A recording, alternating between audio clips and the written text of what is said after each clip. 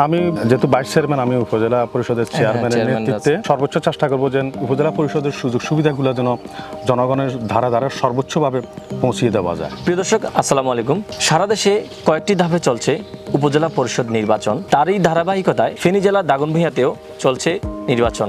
আগামী 29শে মে দাগনভূঞা উপজেলা পরিষদের নির্বাচন অনুষ্ঠিত হবে। সেই উপজেলা পরিষদে ভাইস চেয়ারম্যান পদে টিউবওয়েল মার্কা নিয়ে প্রতিদ্বন্দ্বী করছেন মহিউদ্দিন হায়দার। আমরা আজকে মহিউদ্দিন হায়দার সাথে কথা বলবো। সর্বপ্রথম আমাদের এই আজকের অনুষ্ঠানে আপনাকে স্বাগত জানাচ্ছি। আপনাকেও ধন্যবাদ এবং আপনার মাধ্যমে দাগনভূঞা উপজেলাবাসীর সকলের প্রতি আমার আন্তরিক অভিনন্দন এবং শুভেচ্ছা। আচ্ছা, আমরা সরাসরি আমাদের যে মূল প্রশ্ন রয়েছে সেই প্রশ্নে চলে যাব। আমরা যে আগামী 29শে মে উপজেলা পরিষদ নির্বাচন, সেই নির্বাচনকে উদ্দেশ্য করে আমাদের আজকের এই অনুষ্ঠানটি, সেই লক্ষ্যে আমরা কিছু আপনাকে প্রশ্ন করব। প্রথম যে প্রশ্নটি রয়েছে, মহিউদ্দিন সাহেব, আপনি এই উপজেলার একজন বাসিন্দা। আমরা আপনার মূল যে আপনার জন্মস্থান, আপনার মূল স্থায়ী ঠিকানাটা আমরা একটু ক্লিয়ার হতে চাই। আমি মোহাম্মদ মহিউদ্দিন হায়দার।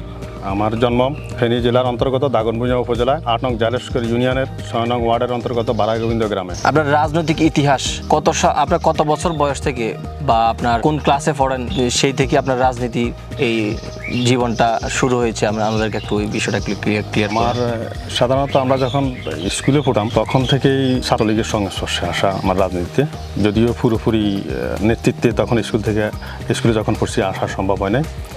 আমি স্কুল জীবন থেকেই ছাত্রলীগ রাজনীতির সাথে সম্পৃক্ত এবং ছাত্রলীগের বিভিন্ন প্রোগ্রাম, মিটিং, মিছিল এটাতে অংশগ্রহণ করতাম। আমার প্রথম নেতৃত্ব আরম্ভ হয়েছে আমি আমার ওয়ার্ড ৬ নং জালেশকর ইউনিয়নের ৬ নং ওয়ার্ড ছাত্রলীগের সভাপতি দিয়ে 1998 সালের দিক থেকে। এর পরবর্তী বছরেই আমি আমাদের জালেশকর ইউনিয়ন ছাত্রলীগের সহসভাপতি হিসেবে দায়িত্ব পাই।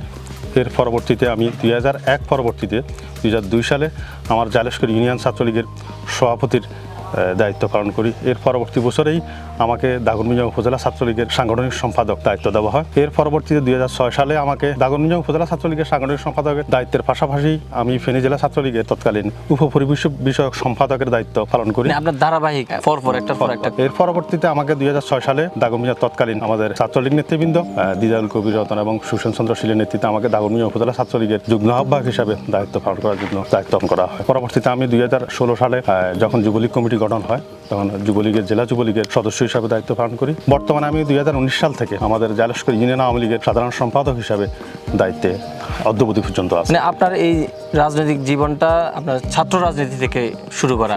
যখন আপনি ইনভলভ রাজনীতিতে ঢুকতেছেন বা রাজনীতি প্রবেশ করেছেন, তখন আপনার বয়সটা কত ছিল? আমার স্কুল জীবনে যখন মিটিং মিছিলে আমরা অংশগ্রহণ করতাম তখন 14 কি 15 এরকম। 14-15 পর থেকে আপনার এই রাজনীতিতে আসা, রাজনীতি শুরু হওয়া, সেই থেকে এই অবধি আপনার এই রাজনীতি, কঠিন রাজনীতি। আচ্ছা, আমরা তৃতীয় যে প্রশ্ন, এই রাজনৈতিক আপনার দীর্ঘ বছরের ইতিহাস, এই দীর্ঘ জার্নিতে আপনার বিরোধী দলের যেই বিরোধী বা অন্যান্য দল রয়েছে কিংবা রাজনৈতিক হামলা মামলার কোনো শিকার হয়েছেন কিনা? দেখুন, আমাদের বাংলাদেশ আওয়ামী লীগ সরকার আজকে 14বারের মতো সরকার গঠন করে আমরা দেশ পরিচালনা করতেছে। আসলে আজকে আমরা আওয়ামী লীগ যে অবস্থানে এসেছে আমাদের দলটা, এটা বলতে গেলে দীর্ঘই রক্তক্ষয়ী একটা ইতিহাস। এটা আপনারা অনেকেই জানেন যে 15ই আগস্ট কী ঘটেছিল, বঙ্গবন্ধুকে সপরিবারে হত্যা থেকে শুরু করে 21শে আগস্ট গ্রেনেড হামলার মাধ্যমে আমাদের বর্তমান নেত্রী শেখ হাসিনাকে হত্যা সহ সেদিন 21 জন নেতাকর্মীকে হত্যা করেছিল। শেখ হাসিনাকে হত্যার চেষ্টা সহ 21 জন নেতাকর্মীকে সেদিন হত্যা করেছিল। রক্তে রঞ্জিত হয়ে গেছিল সেদিন ঢাকার রাজপথ আওয়ামী লীগ নেতাকর্মীদের ভিতরে। সেই হিসাবে আমার মতো একজন চুনোপুটির কিছুটা সমস্যা হবেই, কিছুটা প্রতিবন্ধকতার শিকার হয়েছে, এটা স্বাভাবিক। সাধারণত আমি প্রথম আমার এফেক্টটা এসেছে আমার পরিবারে। আমি 2001 সালে তত্ত্বাবধায়ক সরকারের সময় যৌথ বাহিনী যখন আমার বাড়িতে আঘাত করে ঘেরাও দিয়ে, সেখানে আমাকে না পেয়ে আমার বাবাকে ধরে নিয়ে যায় এবং একটা মামলা দিয়ে প্রায় 15 দিন জেল কাটানো হয়। এর পরবর্তীতে আমাকে 2001 সালের তত্ত্বাবধায়ক সরকার থেকে শুরু করে পরবর্তীতে আমাকে একে একে প্রায় 15টি মামলায় দেওয়া হয়, মিথ্যা মামলা, সম্পূর্ণরূপে রাজনৈতিক প্রতিহিংসামূলক মামলায় দেওয়া হয়, যেটাতে আমরা 2002 সালে আমাদের বর্তমান উপজেলা পরিষদের চেয়ারম্যান দিদারুল কবির রতন সহ আমরা প্রায় 57 জন নেতাকর্মী একসাথে ফেনী আদালতে আত্মসমর্পণ করেছিলাম। এবং সেখানে আত্মসমর্পণ করতে গিয়েও সেখানে আমাদেরকে সবাইকে আবার যারা দেখতে গিয়েছিল সেখানে আমাদের সবাইকে অ্যারেস্ট করে আবার জননিরাপত্তা আইনে একটা মামলা দিয়েছিল সেদিন। এইভাবে দাপে দাপে আমাকে প্রায় 15টি মামলা দিয়ে জর্জরিত করেছিল।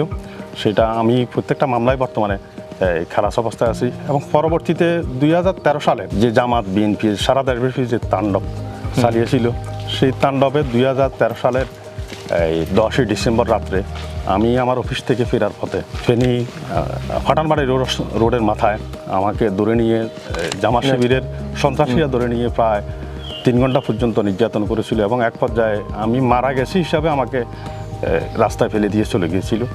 সেই মুমূর্ষু অবস্থা থেকে প্রায় 6 মাস মৃত্যুর সাথে পাঞ্জা লড়ে আজকে দেখতেছেন সুস্থ অবস্থায় আছে। আজকের এই অবস্থান, এই অবস্থায় আছে। মানে তার মানে আমরা বোঝা যাচ্ছে যে আপনার রাজনৈতিক এই জার্নির মধ্যে আপনার অনেকগুলো হামলা মামলা, এগুলো অনেক কিছু সয়ে যেতে হয়েছে।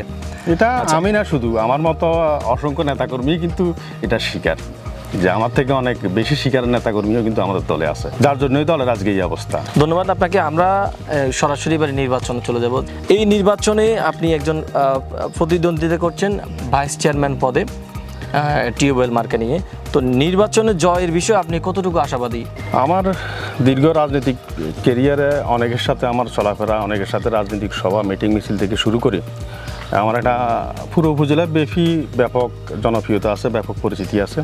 সেই হিসাবে আমি আশাবাদী যে আমি আগামী 29 তারিখ নির্বাচনে শতভাগ আশাবাদী যে আমি জয়লাভ করব। ধন্যবাদ আপনাকে। সর্বশেষ যেটি প্রশ্ন, আমরা অনেক কথা বলেছি, আমরা অনুষ্ঠানটি শেষ করে দিব। কারণ আপনি যদি এই নির্বাচনে ভাইস চেয়ারম্যান পদে নির্বাচিত হন, তাহলে জনগণের উদ্দেশ্যে কি কিছু করবেন কিনা, জনগণের জন্য কিছু করার ইচ্ছা আছে কিনা, বা এই বিষয়ে কি ভেবেছেন? আমি ভাইস চেয়ারম্যান নির্বাচনে যদি 29 তারিখ আল্লাহ তাআলা যদি আমাকে কবুল করে, আমাদের দাগনভূঞা উপজেলাবাসীর সর্বস্তরের লোকদের ভোটের মাধ্যমে, তাহলে আমার কার্যক্রমটা ভাইস চেয়ারম্যান হিসাবে সাধারণত হচ্ছে যেন আমি যতটুকু এখন পর্যন্ত বুঝি যে উপজেলা পরিষদের যে কার্যক্রমটা আছে সেই কার্যক্রমটাকে এগিয়ে নেওয়া যাওয়া এবং উপজেলা পরিষদের যে সার্বিক যে জনকল্যাণমুখী কার্যক্রম আছে সেটা জনগণের দ্বারা দ্বারা পৌঁছে দেওয়া, এবং আমি আশাবাদী সেটা করতে পারবো।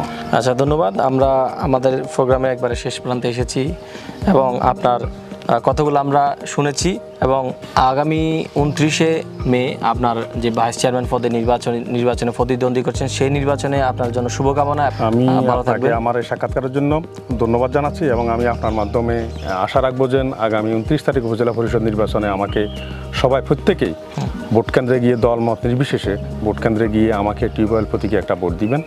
ধন্যবাদ সবাইকে। আসসালামু আলাইকুম ওয়া রাহমাতুল্লাহি ওয়া বারাকাতুহু। ঠিক আছে, ধন্যবাদ। সবাই ভালো থাকবেন, সুস্থ থাকবেন। আল্লাহ হাফেজ। পরবর্তী কোনো অনুষ্ঠানে আপনাদের সাথে আবারও দেখা হবে। আল্লাহ হাফেজ। আসসালামু আলাইকুম।